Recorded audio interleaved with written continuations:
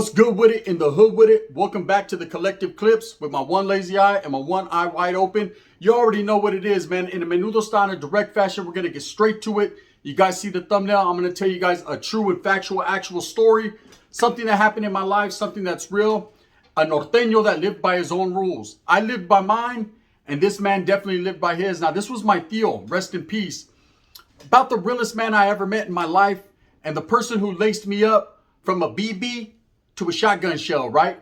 This guy gave me all the intricate details, the education, the clecha, everything that it was to become the man that I became, a Norteño, and to strive for that cause for so many years and to go through the struggles that I went through. Now, a lot of guys that sit here and tell you, a lot of the he said, she said, and a lot of the wannabes that want to be still affiliated or still part of that life, that are no longer part of that life, they're going to sit here and they're going to feed you fucking bullshit and tell you about what they done and what they didn't do. But at the same time, it's up to you to interpret and to take up from it what you want. Now, all I could give you is facts on my life, what I went through, how I seen it from the fucking aspect of what I seen it growing up as a Norteño. And my tío sat me down several times and gave me the game. You know, I remember when I was young, looking up to him, seeing him come in and out of prison. You would think that I would be like, hell nah, I ain't trying to do all that. But it wasn't nothing like that. I thought, you know, he was my hero. I thought he was the man. He'd come out all swole, fucking tatted down, north to this and north to that. And he always talked about his homeboys from different cities, from Salas, and his homeboys from Frisco, and his homeboys from Sacra, and Fresno, and all these different cities that I had never been to prior to, I was a kid. I just never been to, I never went there yet, but I ended up going there. And he would tell me all these war stories about his homeboys. And, you know, he grew up in the 70s and early 80s when Norte was being established, when it was becoming what it is now, or what it was right before it is now. You know, he went through all the trials and tribulations. You know, he went through sitting down and establishing yards and planting flags and going to Tehachapi and going to places like New Folsom and going to places like Old Folsom back in the days. San Quentin, DVI Tracy was the headquarters. You know, he was in all these different places, several shoe terms, and established his name and got quite a bit of respect. I remember meeting a lot of his homeboys. He'd get out, and it wasn't like it is now where everyone's pillow talking and, hey, Holmes, you know what I mean? When I get out, I'm going to put money on your books. I got you. And all they do is knock on their old lady's door and boner, right? It wasn't like that. What it was back in the days was canalismo. A lot of homeboys would show up. I remember my tío used to stay with us, and there was always someone knocking at that door that had just paroled, looking for a helping hand or willing to fucking give that helping hand or just some good conversation. That was real canalismo. That's what the Norteño cause symbolized to me. Real homeboys sticking together no matter what. See, I was under the impression that we all needed each other because we were being oppressed by the opposite side, by the other side, which was the South. You know, and I seen it that way for several years. I seen us, go through so many things from youth authority to our numbers being so outnumbered, so mismatched, and still striving, still sticking together. And every time that I went to the caja, the box, or I sat in the oil, which is another, the box is another word for the oil, I would sit there and I would pace. And I would think to myself, we did that. You know, we might not have did that like people wanted us to do that, but we still held our ground. We still put in the work necessary to maintain our cause, to maintain our establishment, the roots that we had set. Several places I've been in, I've told stories, and numbers always seem to come into play, man. We were always short. Now, over time, I started to be disillusioned with the cause. I started to question, certain aspects of the game, certain ways that individuals were acting, not the cause as a whole. I love the Norte to this day. I still got a lot of love for the homeboys. I still got a lot of love for what they truly believe in, which is, of course, social status of equality. Of course, just getting what they got coming to them. They've earned it. I played an intricate part in that. I earned it. I believe that they should have, their bars on the yard, their tables on the yard. They should have social status of equality, meaning they should get visitas, their packages, everything just like everyone else. They're not asking for much more other than victory over the administration and the oppression of the people that are oppressing what they're pushing. Now, my tío taught me all of this. He's the reason, I'm even in a position to speak on certain things that I speak on, because without his game and without his knowledge and without the equipment that he gave me to make it possible and necessary to do what I did, I wouldn't know shit. I was just a little poop butt kid running around trying to be a badass like everybody else. I didn't know what time it was, right? But it took a righteous individual. When I say righteous, I don't mean righteous in life. He was a heroin addict. He was definitely not doing the right things. He was always under the impression that if I was going to do something, I was going to have to do it in his footsteps, you know, and that's how I felt. You know, everything that he did up until that point, you know, made me a true believer of what a Norteño was supposed to be, what he looked like, how he carried himself, the professionalism, the attitude. You know, there's a lot more that goes into it besides just gangbanging. I know a lot of people on the outside looking in like to say, well, they're just gangbangers. Let them get locked up. They're out here fucking up the community. But it wasn't like that. You know, we believed as a community, our own community, the Northern California raza, putting things together to make sure that there was an outside helping hand for all the homeboys. There was canalismo, and canalismo said it best. When we used to throw juntas in YA, I remember looking into all the homeboys' eyes, and I felt privileged, but I also felt a sense of gratitude for even being able to stand in that junta, for being embraced, showing that love, and people showing the love back. You know, it was a big loss when I stepped away, when I was forced away, okay? I sit here and I think about it every day. I don't want to be back in that mix. I don't want to be back doing that because I know everything it encompasses. I know what comes with it is tragedy, betrayal, a lot of disloyalty, and a lot of bullshit. But that has nothing to do with the cause and effect and the cause in itself. It has more so to do with the individuals that displaced the cause. They don't know exactly what the true meaning of it is. Somewhere along the line, they lost their way. Now, a lot of these vatos that are sitting in the shoes right now or sitting on these main lines and these oyos, or they're sitting on the main lines in these level 4, level 3 yards that are still pushing the good word, right? It's not that they have nothing else to look forward to. It's that they're true believers. They're firm believers in what they've been fighting for several years and what has been established. And that's the right to do what you want to do, man. The right to be a man. Now, of course, you need a team with you. You have to push with a team. And as a youngster, man, my team was the Norteños. That's just how it was. It was a geographical area I grew up in. It was what I thought was what men were. And I wasn't disillusioned or misguided. It's just what I wanted. You know, everything I did in life, I chose. And boom, that's the way it worked out. But time moved on. You know, time moved on. And when my situation, you know, took place and I decided to go out there to that yard and do what I did and basically step back from the movement, step back from the cause. It was a hard day. It was one of the worst days of my life. It was a day that I had to look myself in the mirror and realize that I was on my own now. For once in my life, there wasn't homeboys to fall back on. There wasn't homeboys to guide me or lace me up or educate me. There wasn't homeboys to bust spreads with or kick back with or shake a vaisa or a junta. I was never going to be invited to them juntas again. I was outcasted, and I outcasted myself. And it was a choice I had to make as a man. You know, every once in a while, there's a choice you have to make. Just like when you're sitting in that interrogation room and you're facing 25 to life and they're asking you, who did it? That's it. You make the choice ultimately. And everything and all the repercussions and the reverberations that are felt are all because of the fucking idealisms and the choices that you make. I could sit here and I could bullshit you and tell you that one group is harder than the next group, or this group never tells, or this group is solid, or this group is the most dangerous. But at the end of the day, every individual and every man has that dangerous bone in them. They have that I don't give a fuck attitude. And it's up to them to bring that out or to leave that solidified and certified within themselves. Now, when you're on the streets, you know what I mean, and you're verified, you don't have to get certified. You know, I was doing the shit from Pollywog to Kermit the Frog, right? I was doing this shit since a young kid, so I knew a lot about the game, and I continue to know a lot about the game. A lot of the intricacies and details I don't even put out there. Menudo. And the reason I don't put them out there is because they're not for everyone's ears. It's not for everyone to know. But my Theo definitely gave me the game. And the disappointment in his eyes when he found out that I was no longer in great standings, that I was no longer considered a righteous homeboy. I was no longer a good Norteño in good standings. It broke his heart. But at the end of the day, he understood why. But here's a story about what happened until he knew why, right? So I get out. He had a pad in Merced on the west side, right? And it tripped me out because my Theo wasn't from Merced, but he was living with my Thea at the time. Prior to him getting his place, he had met a chick at the gas station. So I was scared he knocked her whole boot. Somebody rocking, knocking her boots. He knocked her boot heels off, right? Knocked the fucking gold tips off her fucking wingtips.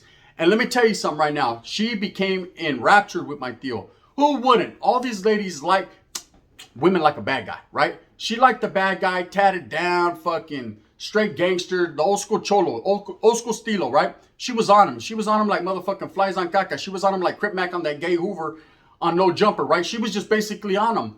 And they started, and it worked out. I didn't really care for her because I felt she was manipulating the whole thing and that she was in it for something that wasn't really there. But whatever, you know, he liked her, she liked him, love, right? Or lust.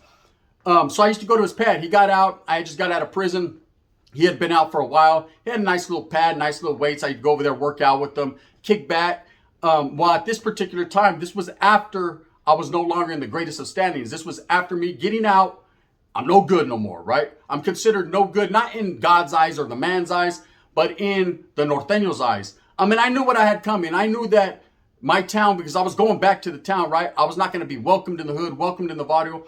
But the way of my attitude, the ways I was thinking, my machismo, Holmes, my fucking callousness and the way that I slithered, Holmes. I slithered like a slimy individual all through the town. I wasn't going to be told what I could and couldn't do. I was going to do what I wanted to do. You know, that was my mind frame right there, my mindset. I wasn't thinking about my children. I wasn't thinking about my life. I wasn't thinking about nothing but these motherfuckers ain't going to tell me shit. I'm going to do my own thing. Now, that was a wrong way of thinking and a right way of thinking. The right way of thinking was, as a man, as an individual, as a grown man, you know, you have to have some heart, Holmes. You have to be able to let people know you ain't no sucker, you ain't no punk. Just because you lean back from whatever group you're from, or just because you're no longer active or you're considered a dropout or whatever the case may be, doesn't mean you're a punk or a sucker. Now, there are some that are. And there are some that like to run their neck and still play that role like they're active. You know what I mean? But that makes them look worse than what they really are. Because at the end of the day, man, stop faking the funk and don't let the funk fake you. You know what I mean? You got to pump your brakes and understand the situation that you're in. Now, so I was out there fucking grinding, going through the town, just doing my thing. Still fucking with some of the righteous homeboys and some that weren't. I mean, that's just how it was. That was what my life encompassed, and that's what it was going to be. It was hard for me to let go of those ties and that bond to the north. It was hard for me to let go of that canalismo, but I understood ultimately I was going to have to, because some felt a certain way about me. You know, there's always a lot of rumors. There's always a lot of people that speak on you. The same homeboy that was had your back and was your homeboy the day before has now turned his back on you. He no longer wants to affiliate or associate with you, not because he don't like you and not because he thinks you're a piece of shit, but because, man, he don't want to fuck his own standings up, and basically he's scared to face the repercussions for the actions that he really wants to do. He really wants to kick it, barbecue, carne asada, but he ain't trying to do all that, and you got to understand that that's noble. I understand that. At one point in time, I was the exact same way, spreading propaganda about dropouts, telling people that people should hit these people, telling people that these people were no good. I fucking was spreading my own poison, and in the end, it reversed and boomeranged on my ass, right? And now I'm no longer the one embraced. I'm no longer the one loved. But that's cool. I can live with that. So anyways, I pull up to my Theo's pad, right? And he hadn't heard yet what had happened. So I felt that if for no other reason, it was going to be up to me to tell him, to let him know, to give him the game, to basically be real and be like, hey, Theo, you know what I mean? I had to step back. This is what it was, man. I did some red on red. I got pushed out the carro and I fucking just tumbled into some tumbleweeds, right? So I basically sat him down and I let him know, hey, this is what it is. And he was heartbroken. I could see the look in his eyes. But at the same time, I was his nephew. Okay, but that didn't stop shit. This is the type of individual my Theo was. He had love for his familia. He recognized and understood that I was his nephew amongst anything and beyond anything. But he still was a Norteño in great standings. And he still was the type that the cause meant more to him than even familia. And that's what we were taught. That's what that was instilled in us, that the Norte came first, right? So I'm chilling. And he has a few homeboys that I don't know. They're youngsters, man. I don't know if they were from Merced, Modesto. I didn't really give a fuck. I was trying to do my own thing in the cuts over here with familia, and they were doing their little thing. But hey, you bump heads, man. Hey, when you go to grab a beer, they go to grab a beer. Motherfucker hands graze each other. Hey, homie, I ain't with the chili dog shit, right? And so what happened was one of the guys recognized my filth. He recognized that I was an NGN, a no good northerner. I wasn't in great standings, right? And he hit me up on it. He said, hey, homie, are you active? I said, Charlie, I ain't active. I said, I can get active though, right? Those were the words that I taught myself. If anyone asked if I was active, no, but I can get active. I can still fight. I can still sling them things like Wyatt Earp. I can do my thing. I don't want to. That's not what I'm doing this for. I'm just trying to do my family thing. I'm at my familia's house. I'm not trying to take it there. There's kids running around home. Let's be professional. We can go hit the corner, hit the block, bend it one time and see what happens. But of course, they didn't feel that way. And so what my Theo made me do, right? My Theo walked up in the situation. What's going on? Come dance my pad. Hey, Sasuke. You know what I mean? It don't go down like that. You know, a Norteño that lived by his own rules, had his own reasons for what he did. He told me, hey, you know, why are you even conversating with these guys? So they came up to me, eh? You know what I mean? It's like, I'm just trying to fucking kick back and drink a pisto. I'm trying to relax. I thought this was our shit, right? He said, no, this is the North, this shit. And I was like, oh, hell no, right? My own Theo's going to book me. He's going to whack me. And he had a gleam in his eye like I'd never seen before. And he says, you know what? You fought for what you established. You fought for your name and your respect. You're going to fight again to get rid of that respect. You're going to basically fight your way in and fight your fucking way. Blood in, blood out, right? Only, thank God, not a Pico was involved. And I remember my Theo said, hey, you big mouth. He told his homeboy. He said, you're acting on, you're with the shit? Fool's like, hell yeah, this fucking molesto, whoop-de-whoop. He said, all right, handle your business with my nephew. I had to handle my business with 3 individuals that day. Bing, bing, bing. Heckle, Jekyll, and Schmeckle, right? And let me tell you, 2 of them, it was a great fight. I felt like I won, but I mean, so people could beg to differ. The 3rd one, he put fingertips on me, right? That motherfucker was a big boy, and he had hands, super Norteno hands.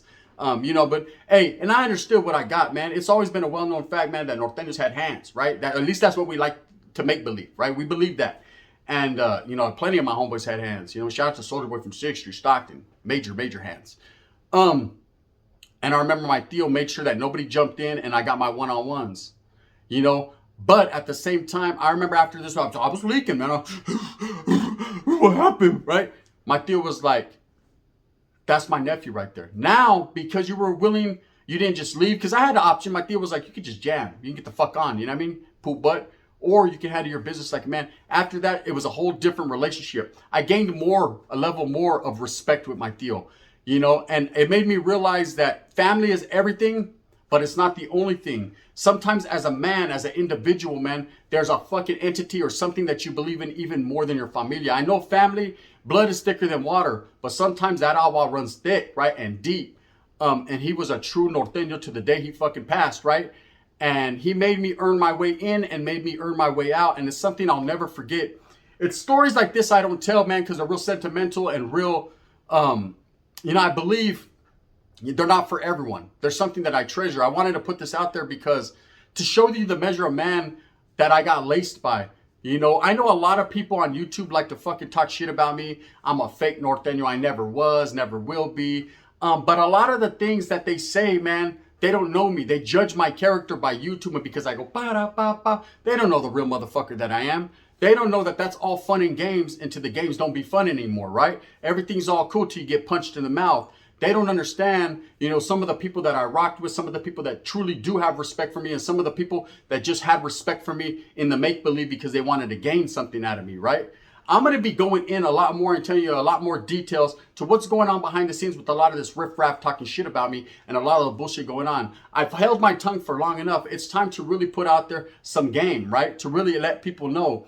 I just wanted to say, man, I'll truly respect the way my Theo was as a Norteño. I remember that day, man, after them vatos left. I didn't. I stood there. They walked out. They chose to fucking bounce. But I chose to handle my business and sit there and drink a pisto with my Theo. And there was forever a different level of respect now. He no longer invited me to his spot when there was other Northerners there, put me in danger. And I remember one time, one time I got jumped at the, I didn't get jumped. I got approached and fucking jammed up and whatever. I told the story before at the parole office when I got out. And I just did a violation. I got out and they jammed me up, right? What happened, fool? What's up? And I remember I called my Theo, come pick me up. He said, nah, you're a fucking dropout. You deserve that shit, right? And then he sat me down and he truly explained to me what a dropout was and that I wasn't that. What I was I was a non-active Northerner. And that in order to become a DO and do all that, I had to have been verified, as something that I really wasn't. I'm not here to lie to you guys. I'm not here to bullshit you guys. I'm not here to relive my glory days. Them days are past. I'm an old man now, sicker than a motherfucker. And I'm just trying to get on down the road. But I will express my stories. I will tell it. If you listen to it and you grasp it, you grip it, man, go ahead and grab that cup and tip it. If you don't, that's fine too. That's understandable. But right here, man, I'm not going to stop it till the motherfucking panties drop it. I'm not going to do what other people expect me to do. I'm going to do what the fuck I want because that's the type of man I am. But true stories and facts, man, a Norteño that lived by his own rules. He did that and I did that. Rules were a little bit different, man. He left in good standings.